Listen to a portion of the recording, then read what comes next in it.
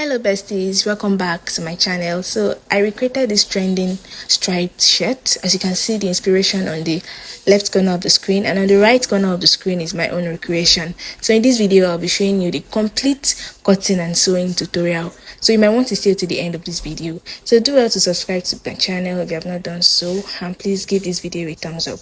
So let's get right into it.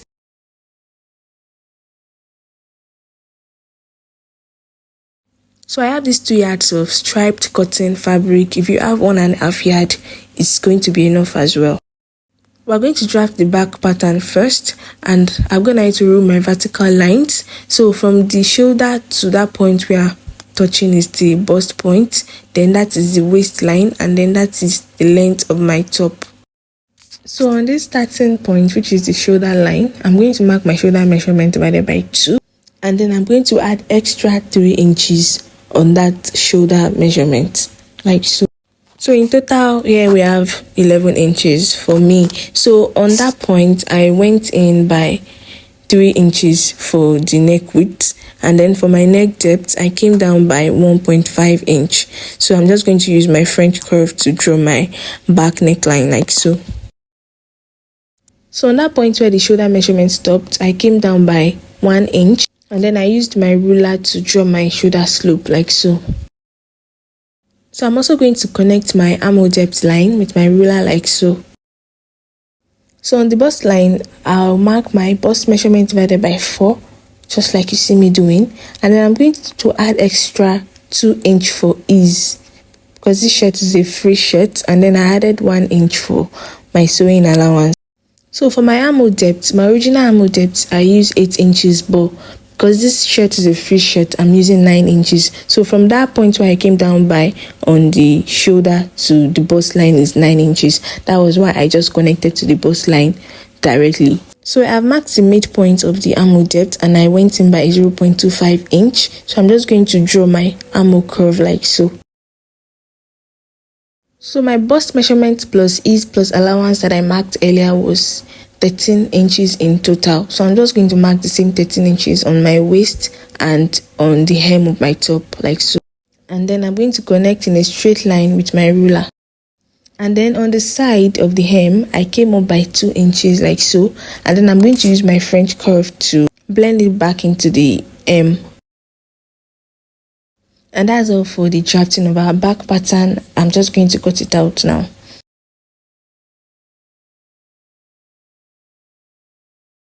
So for the front pattern, I've gone ahead to place my back pattern on my pattern paper, and here in the mid part I added 2.5 inches. That is for the button fold. Like after stitching, that point is going to overlap each other, and that's where we're going to put our button and button over. So for the front pattern, I'm coming down by 3 inches for the neck depth. So I'm just going to draw the new neckline for the front with my French curve, like so.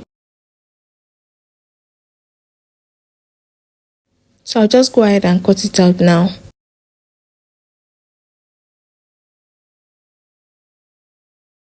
So the front armhole is going to be deeper than the back, so I'm just going to use my free hands to make it deeper with about 0.25 inch more, like this, and then I'm going to cut out that part, like so. So the length of my sleeves is going to be 16 inches, and remember we added 3 inches to our shoulder on the front and back pattern. So we're going to minus that 3 inches from the 16 inches for my length. So we have 13 inches left, and then on the hem of the sleeves we have something like a joining. For that I'll minus 4 inches again, so we have a total of 9 inches left. So I'm marking that 9 inches as the length of my sleeves, and then I added 1.5 inch sewing allowance. So in total I'm marking 10.5 inch for the length of my sleeve. So I'm just going to extend the line like so. So on the upper part of my sleeve, I'm marking my armhole depth, which is 9 inches, and then I added the extra 3 inches for allowance that we added on the bust point. So on that point I came down by 3.5 inches, and then I'm going to mark the same thing I marked on the upper part on that point as well, which is 12 inches. So I'm just going to use my ruler to connect that point to the edge, the upper edge of the sleeve, like so, in a slant way. So I'm going to determine the midpoint of that line, which is 6.75 for me. And then I'm going to use my freehands to draw the sleeve curve like you see me doing. Just do it exactly how I'm doing. If you cannot use your freehand, you can use your French curve to draw the curve. It's still going to give you the same result. My normal arm circumference divided by 2 is 5 inches, but I'll be making use of 8 inches instead. So I marked that 8 inches and I added 1 inch sewing allowance. So I'm just going to connect it to that point with my curve. So that's all for the sleeve. I'm just cutting it out now.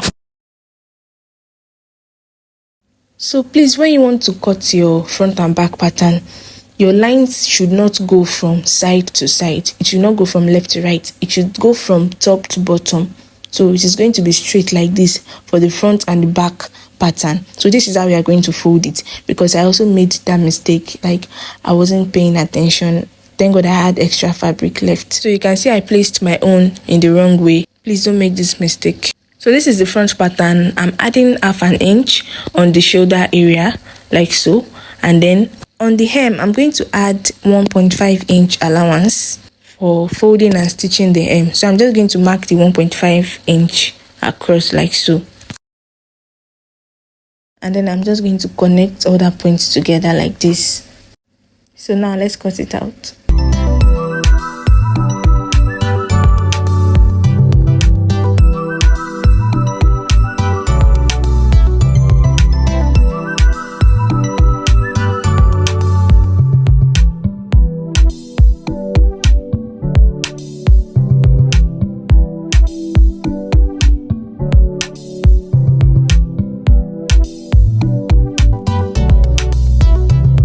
As you can see, I've gone ahead to cut out both front and back pattern in the correct manner. Thank God I had extra fabric to correct my mistake. So this is the sleeve as well. It is also in that pattern like the front and back piece. So this is the one we're going to be attaching to the sleeve like a band. That one is from side to side. It's going to be placed like this. It is not the same pattern with the rest that I've been cutting. So this is the front piece of our shirt. So remember we added 2.5 inch at the mid part of the front. So on that point, the neck area, I went in by 1.5 inch. I also did the same on the hem. So I'm just going to notch that point. I'm going to notch the both point where I marked the 1.5 inch. So let's pick it one by one, flipping it to the wrong side like this. I folded from that point where I notched. As you can see, I folded it by that 1.5 inch, and then I'm just going to fold it in a bit like this with about half inch. So it's going to remain like 1 inch after stitching on it. So I'm just going to stitch on it like so. On that folded part, I'm going to stitch on it till the hem in a straight line. I'm also going to do the same thing for the second part. So this is what it looks like after stitching it, as you can see. So now let's pick the back piece and open it up to the right side like so, and then we're going to place the two front pieces on the back, right side facing right side. So I'm just going to stitch both shoulders, and for the sleeve I'm going to open it up like so, and then I'm going to take the band, or what will I call, let's just say the band, and fold it into two like this. Remember, our fold is 4 inches. So I'm going to fold it like this, and then I'm going to place it the rough side, right side facing right side like this, and then I'm going to stitch that part. So this is what our sleeves are looking after stitching it. I've stitched both sleeves, and for the shirt, this is how it looks. I've gone ahead to stitch the shoulder, the both shoulders. So now I'm just going to open up the armhole area of the shirt, and then I'm going to place the sleeve. I've notched the mid part of the sleeve, and then I'm just going to go ahead and stitch around the armhole like you see me demonstrating.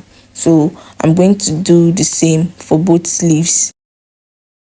So this is our shirt. It is coming together already. I've gone ahead to stitch both sleeves, so I'm just going to cut out this excess and trim it properly like you see me doing. For both sleeves, I'm trimming it properly.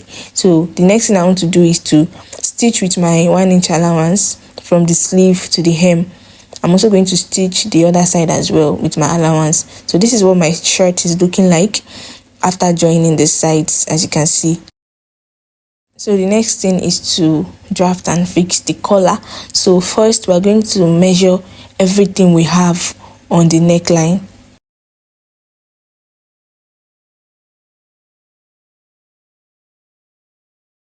So in total I have 22.5 inches. So my fabric is no longer enough, so I joined this piece for my collar. In total it is 24 inches long, like so.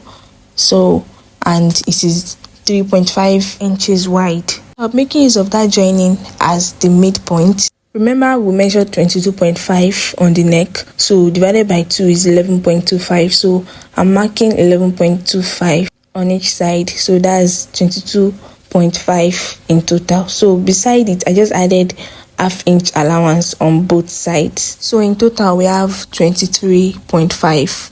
So I'm just going to connect the remaining parts to the upper parts in a slant manner. If you have a longer piece of clothing, it can be wider, but for me I'm just managing this fabric, so I'm just going to slant it to the remaining space we have left. So I'm just going to cut it out like this. If you want the upper part of yours wider, you can slant it more. So the next thing you want to do is to stitch with half an inch. All the parts I'm touching as demonstrated, you are going to stitch with half an inch. So this is it after stitching it, and I'm turning it to the right side like so. And I've also gone ahead to cut out my stay, my collar stay, in the same measurement. The collar stay is not doubled, it's not folded, because this one is hard already, it is strong. That will be a bit smaller than our actual measurement, so it can enter into the collar freely. So I'm just going to press it with the iron. As you can see, I have ironed it already, and now we're going to attach it to our neckline. So you open up the right side of the shirt, as you can see, and then we're going to place it like this. We're going to place one layer of the collar like this, as you can see, right side facing right side. Make sure it is equal.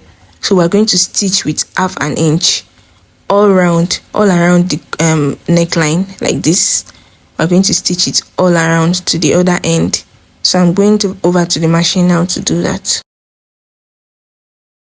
So this is what the shirt looked like after stitching the first layer of the collar. So the next thing we want to do is to now turn it to the wrong side like this.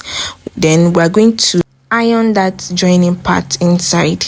As you can see, we want that place to face upward, so it will be easy to stitch on that place and everything will be concealed.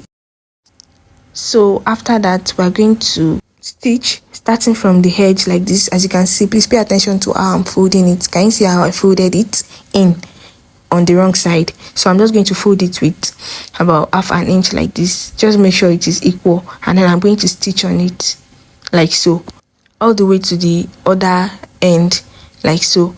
And then when we get to the other end as well, we're going to fold it.